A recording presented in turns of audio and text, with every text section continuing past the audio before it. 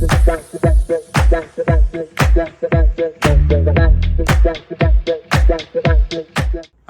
my name is Tyler Alcorn. I'm campaign manager here for the committee to elect Wendell Freeman, Baltimore City Mayor. I'm here with Wendell Freeman here, and we are going to have a candid conversation about who he is and why should we elect him as our next mayor of Baltimore City. So, joining me now, without further ado, is Mr. Wendell Freeman. How are you doing today? I'm good, man. How you doing? Pretty good, thank you. So, a lot of people are curious about you. You're not a politician, excuse me. You're not in the political ring. Right. Never have been. Right. So who are you? Who is Wendell? Man, it's so many things I am, but I'll just tell you who I am. I am my father. First of all, I'm a God-fearing man for one. I'm a father. Second, I have two children. I have a 6-year-old son, and I have a 7-year-old baby girl. I'm a community activist. I love my community. Born and raised in East Baltimore. I love East Baltimore. I love the whole Baltimore, but I love, especially where I was raised at because it made me the man who I am today. Just growing up in that area. But that's who I am. I'm not a politician. I really never really cared anything about politics, to be honest. I'm more about, saving my children and your children, everyone's children in the city. That's my top priority. Wonderful. What school did you graduate from in Baltimore City? Well, I went to elementary school with the Wigley Elementary. Okay. And then I went to Wigley Middle School, which is like right across from each other. And then I went to Friendship Academy in Science and Technology. I went there for high school. I went there, graduated in 2012 from there. Wonderful. What was your time like in Baltimore City schools, and how did you navigate that ordeal? Well, growing up in a home where we had to depend on the government, obviously that wasn't really too easy. When you had to go to city schools, you had to be tough-skinned. Yeah. Obviously there's a lot of bullying. Well, not for me, but I obviously seen a lot of bullying. A lot of bad conditions as far as going into city schools, as far as bad lunch, bad breakfast. Kids who couldn't afford breakfast couldn't even eat lunch and breakfast, stuff like that. On top of not having no many resources in school, on top of not having many school trips, on top of having bad principals and stuff like that. Growing up in city schools, I thank God I graduated and I made it, but it wasn't the best. I would say that wasn't the best. Now, a lot of people are wondering what someone so young is doing running for mayor. Just tell our viewers, how old are you? 28. 28. And you don't feel as though that you are underqualified for the position? No, I don't. I don't feel like that because, I feel like the next mayor of Baltimore has to be somebody who grew up in this environment, right? Yeah. Who grew up in this city, who has not necessarily had trauma, but understands and know what it takes to get the job done, and is willing to put in the work. I would answer the question. I'm sorry. What was the question? I'm sorry. No, that's okay. You answered the question. I do agree that in order for Baltimore to succeed, they must have someone that comes from the trenches, so to speak. Yes. That it has that first view of how people are living and what it takes to make change in Baltimore City. Absolutely. So I definitely agree that we don't need a politician in Baltimore City. We need someone that looks like us, talk like us, act like us, but also can get the job done, who is professional, who's not going to cuss out residents and reporters. You know what I mean? So we have that, to thank you for it, for running for mayor. So want to learn a little bit more about you. Do you have any skeletons in your closet? Is there anything in your background that you're not proud of? I won't say the things I'm not proud of because I think I'm the type of, I believe that everything in life happens for a reason. Yeah. And I believe, and I appreciate everything I've been through. I've been in jail for a couple of times for driving.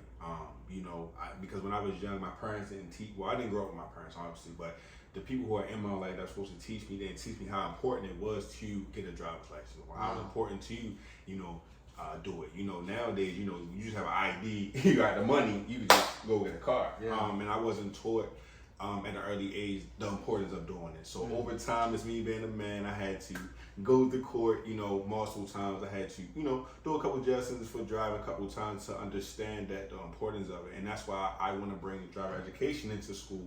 And that's why education is my top priority, because it's not just me. It's a lot of young people out here who may not have the money to get a license, might not have the money to go to school. Why not have that in school so that they already have the license before they graduate? I just feel like, and I also think that we need to make it to a point where, you should be able to, if you only get a car if you have a license. I think that would stop a lot of, innocent people, because I just feel like sitting in jail for driving without a license is crazy. I understand the importance of it. So that's what you went to jail for? Yes, for driving without a license. Driving without a license. Now, how long were you there for? I did 10 days. 10 days. Yes. And what was it like in jail? Well, what was your experience? Well, I'm assuming that it can't be the best. Well, I was locked down 23 and 1. So that means is when you're in the cell, inside your cell 23 hours, you only get up 1 hour interaction. And I wouldn't wish that on my worst enemy, to be honest. And that's why I know that jail needs to be reformed and prison needs to be reformed, because I met a lot of black men who are in jail for a simple mistake, who just made one mistake off emotion. That didn't kill anybody, didn't hurt anybody. Maybe sold a little weed, maybe just acted out of emotion 1 second, and now they facing time behind bars. Right. So and those people get the F on their background, which is felony, and it makes them hard. It makes them hard for when they come out to society to be able to get work. So then we understand. Then we talk about why we have so many drug dealers on the corner, why we have so many people robbing people, why we have so many killing people. Why? Because once they go to jail, they do their time. Why do they have to come out? And it's like you're in jail again. Yeah. And you're scraping the fine for survival. So, yes, I have, had family issues with, my children's mom, right? And people gonna find that out, but I feel like if you're from Baltimore City, especially from the trenches, you've had this. At least 75% of young black men have had issues with children and, their children's moms. And that doesn't gotta be domestic, you know what I'm saying? It a lot of situations, but those situations, I've addressed them. I've manned up to what I've done as a man and what I could have did better, and now it's smooth sailing for as far as my children. And we're not talking about someone, who stole from the public. No. We're not talking about someone, who embezzled money or didn't pay their taxes. Absolutely not. We're not talking about someone who cheated the people or the very system that they are to work for. Absolutely. We're talking about someone who made a simple mistake, and I'm guilty of it myself, with driving on suspended, tags. Right. You know what I mean? It is something that happens. Yeah. We all make mistakes. It is what you learn from that mistake and how it's going to improve you. Absolutely. So I don't think that that's something that, people should be, right. Too cognizant of. But hey, this is Wendell. Yeah. And, you've been to jail. And what would you say to someone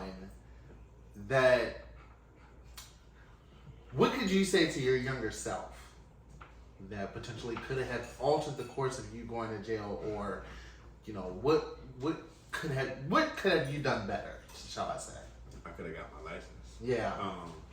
I think, and I've heard of this before. They say that ignorance to the law is no excuse, right? Yeah. And that's what happened to me when I got the 10 days in jail. I was like, the judge told me that. He said, listen, I get it. I know you're a young guy and stuff like that, but ignorance to the law is no excuse.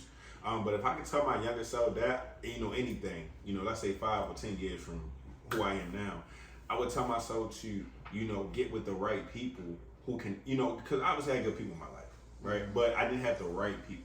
So I would tell my younger self is to make sure you're around the right people that's going to keep you on the right track. That's going to make sure that you get your license. That's going to make sure you have your own house. Make sure that you don't have multiple different children, by women that you're not with. You know what I'm saying? Like, have somebody around me that had principles and morals and could have taught me that.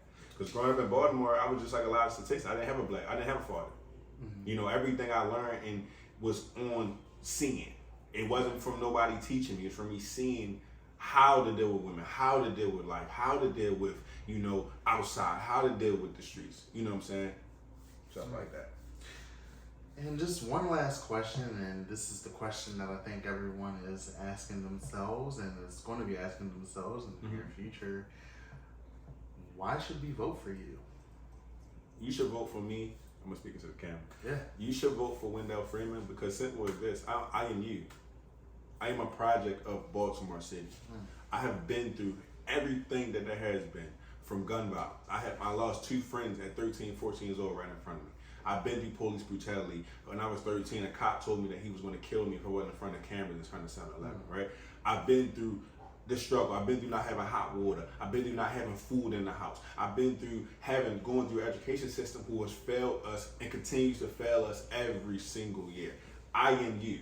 That's why you should vote for Baltimore. Vote for me. I'm not a politician. I will say that again. I will say it every day. I'm not a politician. I'm just a young black man who has made it from Baltimore. I have so many friends who didn't make it to 16, 18, 21, 25. I'm blessed to be almost 30 years old. I'm blessed to be in this position to be able to do this. So I'm doing this for those people who are not here to see me do this right now. That's why you should vote for me. You're going to vote for me because I'm going to end the corruption that's going on in Baltimore City. That's why you should vote for me, right? You should vote for me because we're going to do a whole clean sweep of every single department and make sure we have the right people in the department to make sure that your tax dollars are going to use. Because right now, we don't know where our tax money is going to use, right? You know, we've business owners, but there are people out here who get taxing on a check every single week, and we have programs that get all this money, but we don't know what the results are. Yeah. That's why you should vote for me. Not only while in corruption, but we're also going to make sure that these homeless people have somewhere to stay or be somewhere they can be rehabilitated to get them back into society. We're going to make sure our young people have not only the proper education in school, but make sure they have stuff to do in the summertime and all year round. That's why you should vote for Wendell Freeman. Well, there you have it, everyone. Wendell Freeman, running for Baltimore City Mayor. Thank you for tuning in and have a blessed evening. You guys have a blessed evening.